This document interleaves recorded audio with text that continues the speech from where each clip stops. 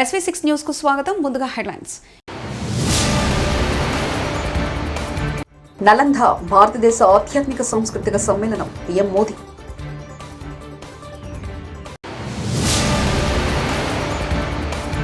AP ఉప ముఖ్యమంత్రిగా బాధ్యతలు స్వీకరించిన పవన్ కళ్యాణ్.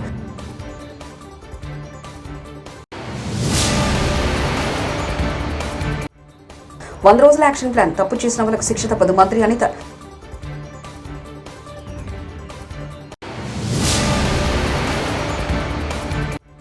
వైఎస్ఆర్సీపీ అధినేత వైఎస్ జగన్ తమ క్యాంపు కార్యాలయంలో కలిసిన ముఖ్య నాయకులు.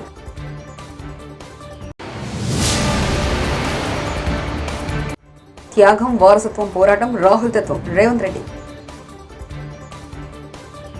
నలంద అంటే పేరు కాదని భారతదేశ ఆధ్యాత్మిక సాంస్కృతిక సమ్మేళనమని ప్రధాని నరేంద్ర మోదీ అభివర్ణించారు. బుధవారం రాజ్గిర్లో నలంద యూనివర్సిటీ కొత్త క్యాంపస్ను ఆయన ప్రారంభించారు.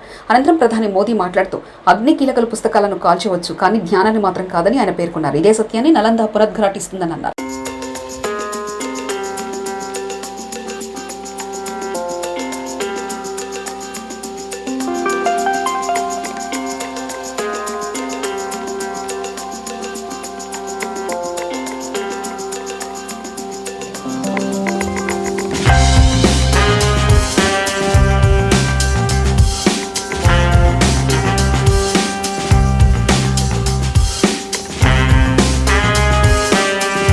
ఢిల్లీ ఎక్సైజ్ పాలసీ కేసులో ఆప్ కన్వీనర్ ఢిల్లీ ముఖ్యమంత్రి అరవింద్ కేజ్రీవాల్ జ్యుడిషియల్ కస్టడీని రౌస్ అవెన్యూ కోర్టు జూలై 3వ తేదీ వరకు బుధవారం నాడు పొడిగించింది.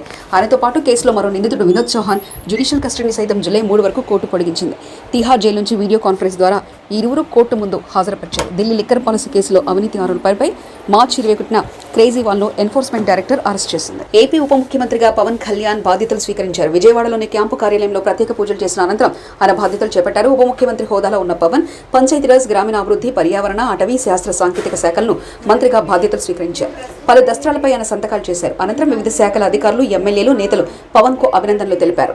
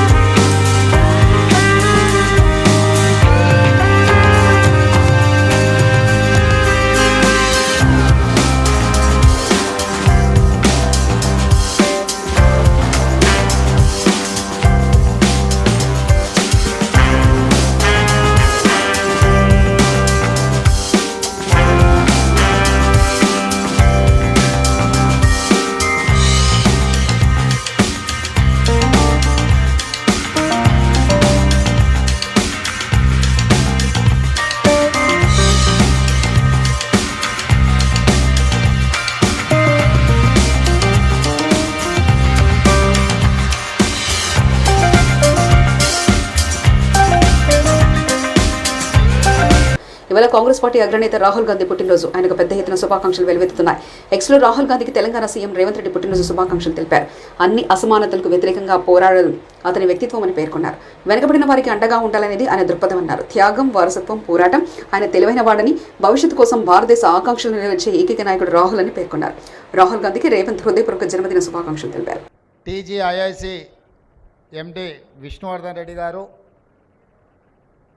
మా సహచర మంత్రివర్యులు ఈ కార్యక్రమంలో మొదటి నుంచి చేదోడుగా వాదోడుగా ఉండి తెలంగాణ రాష్ట్రంలో ఉన్న గ్రామీణ ప్రాంతాలలో అదేవిధంగా పట్టణ ప్రాంతాలలో ఉన్న పేద మధ్యతరగతి కుటుంబాలకు సంబంధించిన కార్మికుల యొక్క పిల్లల్ని తీర్చిదిద్దాలన్న ఆలోచనతోటి మేము ఆలోచన చేసిందే తడువుగా కార్యరూపంలోకి దాల్చిన మంత్రివర్యులు దుద్దిల్ల శ్రీధర్ బాబు గారు, అదేవిధంగా financial and technical partner Tata సంస్థకు సంబంధించిన ప్రతినిధులు, అదేవిధంగా ఐటీఐకి సంబంధించిన విద్యార్థులు, వివిధ శాఖలకు సంబంధించిన అధికారులు, అదేవిధంగా భవన నిర్మాణ కార్మికులకు సంబంధించిన వాళ్ళ పిల్లలు విద్యార్థులందరూ కూడా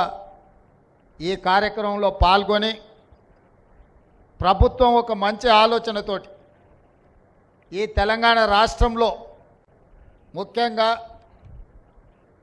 తెలంగాణ ఉద్యమం, తెలంగాణ రాష్ట్ర సాధనలో విద్యార్థుల యొక్క నిరుద్యోగ సమస్య, ఉద్యోగ ఉపాధి అవకాశాలే ఆనాడు అత్యంత కీలక పాత్ర పోషించినాయి.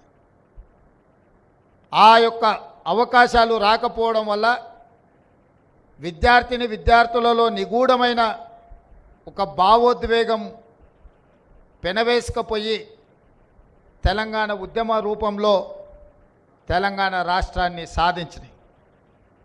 తెలంగాణ రాష్ట్రాన్ని సాధించిన యువతీ యువకులకు, నిరుద్యోగులకు ఉద్యోగ ఉపాధి అవకాశాలు కల్పించడమే మా ప్రభుత్వం యొక్క లక్ష్యము, మా ప్రభుత్వం యొక్క లక్ష్యము. ఆ లక్ష్యంతోనే మా ప్రభుత్వం ఏర్పడిన వెంటనే ప్రజాపాలనలో భాగంగా రాష్ట్రం నలుమూలలో ఉన్న ప్రభుత్వ ఐటీఐలు అన్నిటిని కూడా వాటిని వివరాలు తెప్పించి ఈనాడు ఆ ఐటీఐలు నిరుపయోగంగా మారి విద్యార్థులు అందులో చేరకపోవడమే కాదు, అక్కడ నేర్పిస్తున్న ఏ నైపుణ్యం కూడా. ఏపీలో శాంతి భద్రతలకు విఘాతం కల్పించాలని చూస్తే సహించేది లేదని హోంమంత్రి వంగలపూడి అనిత హెచ్చరించారు. హోంమంత్రిగా సచివాలయంలో బుధవారం ఆ బాధ్యతలు స్వీకరించారు. అనంతరం మీడియాతో మాట్లాడుతూ 100 రోజుల యాక్షన్ ప్లాన్తో ముందుకెళ్లనున్నట్లు తెలిపారు. గంజాయి డ్రగ్స్ రవాణా తగ్గించడమే లక్ష్యంగా పనిచేస్తామన్నారు. పోలీసుల్లో గత ప్రభుత్వ ఆలోచనతో ఉన్నవారు పక్కకు తప్పుకోవాలని కోరారు. తప్పు చేసిన వారికి శిక్ష తప్పదని హెచ్చరించారు.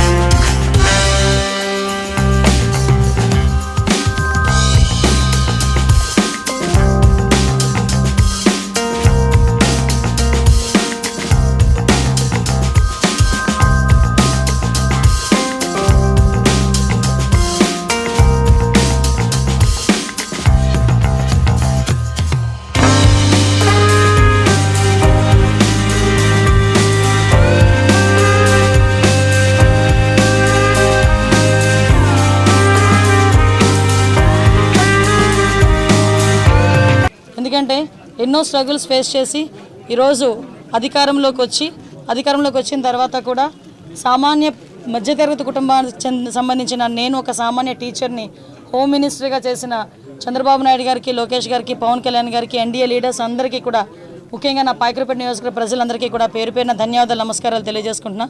ఏదైతే చంద్రబాబు నాయుడు గారు మా మీద పెట్టిన ఈ గురుతర బాధ్యతని సమర్థవంతంగా నిర్వహిస్తామని, దానికి ప్రతి ఒక్కరు కూడా సహాయ సహకారాలు అందించాలని నేను మనస్ఫూర్తిగా కోరుకుంటున్నా. ఏదైతే లాస్ట్ 5 ఇయర్స్లో లా అండ్ ఆర్డర్ విషయంలో చాలా ఇబ్బందికరమైన పరిస్థితులు ప్రజలందరూ ఎదుర్కొన్నారు. ముఖ్యంగా గంజాయి డ్రగ్స్ విషయంలోని కానీ, విచ్చలవిడిగా ఉన్న గంజాయి డ్రగ్స్ నిర్మూలించడం కానీ, అదేవిధంగా అమ్మాయిల మీద జరుగుతున్న అఘాయిత్యాల మీద ఉక్కుపాదం మోపడం కానీ, రాబోయే కాలంలో లా అండ్ ఆర్డర్ విషయంలో ఎక్కడా కూడా ఎటువంటి ఇబ్బంది లేకుండా ఆంధ్రప్రదేశ్ ప్రజలందరూ కూడా సుఖ సంతోషాలతో ఉండాలని మనస్ఫూర్తిగా కోరుకుంటూ, దానికి మేమందరం కూడా కృషి చేస్తాం. దానికి ప్రజలందరి దగ్గర నుంచి కూడా సహాయ సహకారాలు అందించాలని, మీడియా పరంగా మిమ్మల్ని అందరినీ కూడా సహాయ సహకారాలు అందించాలని మనస్ఫూర్తిగా కోరుకుంటున్నాను. ఓటింగ్ సంబంధించిన బడ్జెట్ రిలేటెడ్ మీద ఈరోజు పెట్టడం జరిగింది. ఫస్ట్ బడ్జెట్ రిలేటెడ్ పెట్టడం జరిగింది. ఇంకా మేము కూర్చోవాలి, ఒకసారి ఒక మీటింగ్ కూర్చోవాలి. యాక్చువల్గా ఎందుకంటే చాలా ఇష్యూస్ ఉన్నాయి. ఇప్పుడు దిశ పోలీస్ స్టేషన్ ఆల్రెడీ దిశ చట్టం ఏమీ లేకుండా దిశ పోలీస్ స్టేషన్స్ అనేది మార్చారు. ఆ దిశ పోలీస్ స్టేషన్ అనేది పేరు కూడా మార్చాలి. అట్ ద సేమ్ టైం చాలా ఇష్యూస్ ఉన్నాయి. పోలీస్ డిపార్ట్మెంట్ వాళ్ళు చాలా ఇబ్బందులు వాళ్ళు ఎదుర్కొంటున్నారు. డిపార్ట్మెంట్ వైజ్గా ఇబ్బందులు చాలా ఉన్నాయి వాళ్ళకి కూడా. ఈవెన్ ఇప్పటికీ కూడా కొన్ని పోలీస్ స్టేషన్లోని మినిమం ఎమ్యూనిటీస్ లేకుండా వాళ్ళు ఇబ్బందులు పడే పరిస్థితి కనిపిస్తూ ఉంది. అలాంటి విషయంలోని కానీ రాబోయే సిచ్యువేషన్స్లో ఇప్పుడు గాంజా డ్రగ్స్ విషయంలో ఏదైతే ఇనిషియేషన్ తీసుకున్నామో దాని మీద కూడా ఒక టాస్క్ ఫోర్స్ ఏర్పాటు చేసుకొని దాన్ని కూడా ముందుకు తీసుకెళ్లే కార్యక్రమంలో రేపు ఫర్దర్గా మేము కూడా ముందుకెళ్తాం. ముందులాగే మేము వ్యవహారం చేస్తాము, ఇంతకు ముందులాగే మేము బిహేవ్ చేస్తామంటే కనుక అటువంటి సిచ్యువేషన్స్లో నేను చార్జ్ తీసుకోక ముందే చెప్పాను పోలీస్ డిపార్ట్మెంట్ వాళ్ళకి, అటువంటి వాళ్ళు ఎవరైనా ఇంకా బ్లడ్ అలా నడుస్తూ ఉంది అనుకుంటే కనుక ప్లీజ్ మీరే పక్కకు తప్పుకుంటే పని చేసే వాళ్ళు వస్తారు. నేను ఈ రోజు ఏదో చంద్రబాబు నాయుడు గారికో పవన్ కళ్యాణ్ గారికో ఎన్డీఏ లీడర్స్కో మాకో పనిచేయమని చెప్పట్లే. ప్రజలకు అనుగుణంగా పనిచేయండి, ప్రజా రక్షణ విషయంలో పనిచేయండి. మీరు ఏదైతే కాకి డ్రెస్ వేసుకున్నారో దానికి గౌరవంగా మీరు అందరూ పనిచేయండి అని చెప్తున్నా. అంటే వాళ్ళు ఏమనుకుంటున్నారంటే సోషల్ మీడియా అంటే నా పెన్ను నా పేపరు నాకు నచ్చింది రాసుకుంటాను అంటారు. కానీ నీకు నచ్చింది రాసుకుంటే నువ్వు ఇంట్లో బీరోలో పెట్టుకోవాలి, అంతేగాని పబ్లిక్ డొమైన్లో పెడితే అది పబ్లిక్ అవుతుంది. కాబట్టి అటువంటి విషయాలు కంపల్సరీ కోర్టు లాయర్ డిపార్ట్మెంట్ లీగల్గా కూడా దాని మీద నేను ఒకసారి చూసుకుంటాను, మాట్లాడతాను. నేను ఒకటి మాత్రం చెప్పగలండి, ఏదో అనుకోవచ్చు అనిత హోమ్ మినిస్ట్రీకి వచ్చింది అమ్మాయికి ఏం తెలుసు. నిజంగానే హోమ్ మినిస్ట్రీలో నాకు ఓనమాలంటే ఇప్పటికిప్పుడు నేర్చుకుంటున్నా, ఇంకా నేర్చుకుంటా. యాజ్ పర్ లానే వెళ్తాం, ఎక్కడ కూడా డీవియేషన్ అనేది ఉండదు. ఎవరైతే తప్పు చేశారో తప్పు చేసిన వాళ్ళకి ఎట్టి పరిస్థితుల్లోనే శిక్ష మాత్రం పడుద్ది. అందులో ఎప్పుడో మేము చాలా రోజులైపోయింది మా మీద కేసులు పెట్టేసి మేము బెయిల్స్ మీద బయటకు వచ్చేసాం అనడానికి కూడా లేదు. ఆల్రెడీ బెయిల్ మీద బయటకు వెళ్ళిపోయిన వాళ్ళని కూడా తీసుకొచ్చి మళ్ళీ కేసులు ఓపెన్ చేసే పరిస్థితులు కూడా చాలా ఉన్నాయి వాళ్ళు అదే రకంగా ఉంటే కనుక. సో అలాంటి సిచ్యువేషన్స్లో ఎక్కడ కూడా లా అండ్ ఆర్డర్ విషయంలో కాంప్రమైజ్ అయ్యే ప్రసక్తే లేదు. ఒకటైతే క్లియర్, ఈ 100 days ప్లాన్లో కంపల్సరీగా గంజాయి డ్రగ్స్ రవాణా అన్నది మ్యాక్సిమం తగ్గిస్తాం. ఎందుకు కేసులు ఎత్తాలి, దేనికి కేసులు ఎత్తాలి? ఈరోజు తెలుగుదేశం పార్టీ ఆఫీస్ మీద దాడి జరిగింది. ఈరోజు ఆ దాడి జరిగిన ఇష్యూ గురించి ఎంతవరకు వచ్చింది ఏంటన్నది మేము కూడా తెలుసుకోవాలి. చాలామంది చంద్రయ్యని పేక్ కోసి చంపారు, ఇంకా చాలామంది విషయాలు చాలా అన్యాయాలు జరిగినాయి. అలాగని తెలుగుదేశం పార్టీ వాళ్ళ మీద కాదండి, మామూలు నార్మల్ పబ్లిక్ మీద కూడా అక్రమంగా కేసులు బనాయించిన వాళ్ళు చాలామంది ఉన్నారు, బాధితులు చాలామంది ఉన్నారు. అవే కాకుండా ఎవరైతే వాళ్ళ తాలూకు అవినీతికి బలైపోయారో, వాళ్ళ తాలూకు అక్రమాలకి బలైపోయారో వాళ్ళు కనుక వచ్చి మా కేసు రీఓపెన్ చేయండి, మా కేసు మళ్ళీ చెప్పండి అంటే కనుక డెఫినెట్గా మేము ఆ కేసు రీఓపెన్ చేస్తాము. మళ్ళీ రీఎంక్వైరీ చేసి వాళ్ళకి బాధితులు ఎవరైతే ఉన్నారో వాళ్ళకి న్యాయం చేసేటట్టు చేస్తాం. ఆ రోజు నేను ఒకటే చెప్తున్నా, ఏ పోలీసులతో అయితే నేను అవమానపడ్డాను అదే పోలీసులు దగ్గర నన్ను గౌరవంగా నిలబెట్టిన ఘనత కూడా చంద్రబాబు నాయుడు గారికి దక్కింది. చంద్రబాబు నాయుడు గారు ఏదైతే ఆలోచిస్తున్నారో ఆ ఆలోచనకు అనుగుణంగా మేమందరం కలిసి కట్టుగా కోఆర్డినేషన్తో ఎవ్వరికీ ఇబ్బంది లేకుండా మేము అడ్మినిస్ట్రేషన్ చేసుకుంటాం. వైఎస్ఆర్సీపీ అధినేత వైఎస్ జగన్ తన క్యాంపు కార్యాలయంలో కలిసిన ముఖ్య నాయకులు, ఇటీవల ఎన్నికల్లో పోటీ చేసిన అభ్యర్థులు.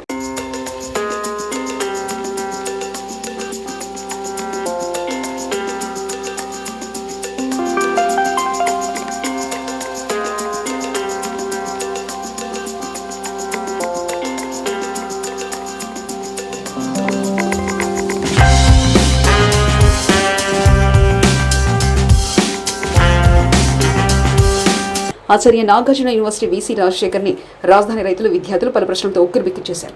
గత ప్రభుత్వం అండడంతో నాగార్జున యూనివర్సిటీలో పలు అక్రమాలకు పాల్పడ్డారని, సొసైటీలో విద్వేషాలు రెచ్చగొట్టడానికి వీసీ ప్రయత్నించారని, 3 రాజధానులకు అనుకూలంగా పలు సందర్భాల్లో మాట్లాడుతూ విద్యార్థులను రెచ్చగొడుతూ విద్యార్థి సంఘాల మధ్య విద్వేషాలకు కారణమయ్యాడని రాజధాని రైతులు ఆవేదన వ్యక్తం చేశారు.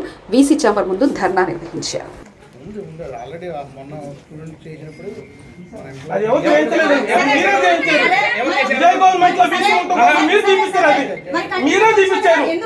వైఎస్ రాజశేఖర్ బొమ్మలు మీరే తీయించారు. ఎక్కడ ఎన్టీఆర్ బొమ్మ పెట్టాల్సి వచ్చిందని మీరు తీపిస్తారు ఆ బొమ్మలు. సార్ లోకం చిన్నది కాదు, మేము చిన్నపిల్లలు కాదు.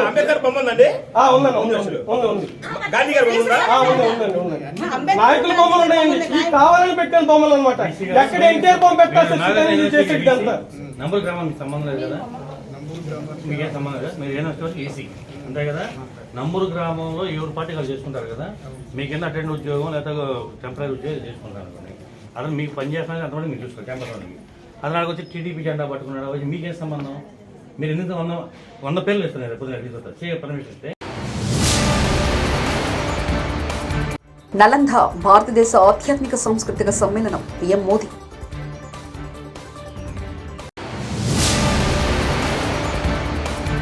ఏపీ ఉప ముఖ్యమంత్రిగా బాధ్యతలు స్వీకరించిన పవన్ కళ్యాణ్.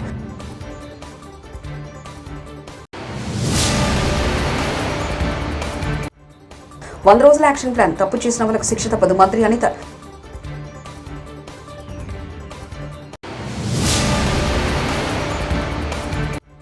వైఎస్ఆర్సీపీ అధినేత వైఎస్ జగన్ తమ క్యాంపు కార్యాలయంలో కలిసిన ముఖ్య నాయకులు.